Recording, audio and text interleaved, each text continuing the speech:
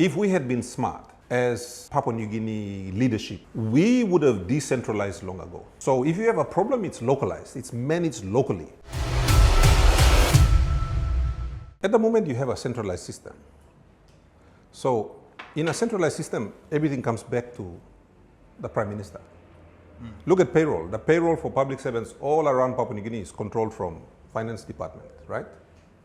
Now, if you broke up the payroll responsibility and the pay of the police was with the police department, a policeman had an issue with pay, they would go straight back to their paymaster. Right. Okay?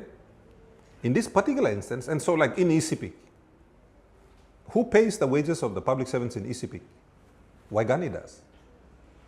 So if there's a problem, even now, you have problems with teachers' pays, you have problems, you always have to come back to Waigani. It's centralized. Yeah. So if you have a problem anyway, you come back to the source, right? So what did the policemen do? And, you know, going back to that, some of them, it was a 30 kina pay cut. So 30 kina, they could have easily resolved that, in my view. But again, it comes back to this entire frustration thing. I think people were all frustrated. Policemen are human beings after all. They're frustrated. Citizens are frustrated. Everyone is, like I said, it's like everyone lost hope. And so, and again, I don't want to make excuse. I'm just trying to analyze what went on. So for me, if we had been smart as Papua New Guinea leadership, I don't want to say government, I want to say leadership, we would have decentralized long ago. So if you have a problem, it's localized, it's managed locally. Right now, if you have a problem, it's always centralized. It always comes back to Waigani. So in this case, I mean, what would the policemen have been satisfied with? Should the Prime Minister have gone down and addressed them? I don't think so. Because then we diminish the importance and the value of the seat of the Prime Minister. I don't think the Prime Minister should be running around trying to solve every single problem.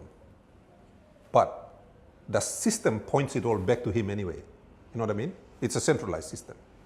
So when you've lost faith in your police commissioner and your police management, when you've lost faith in everybody down the line, then you just come back to the lowest common denominator. What's your lowest common denominator? It's the Prime Minister. So I don't know if the Prime Minister turning up would have made a difference. And quite honestly, I don't think he should. But I also think, being head of the system, he should be smart enough to start decentralizing the responsibilities back out so that it's like a ship. Ships are built in compartments. So if water is filling up in one compartment, it doesn't sink the whole ship. Right now, we're not in compartments. It's just one also. You get water here, the whole ship sinks. Yeah. So I would go back as far as that.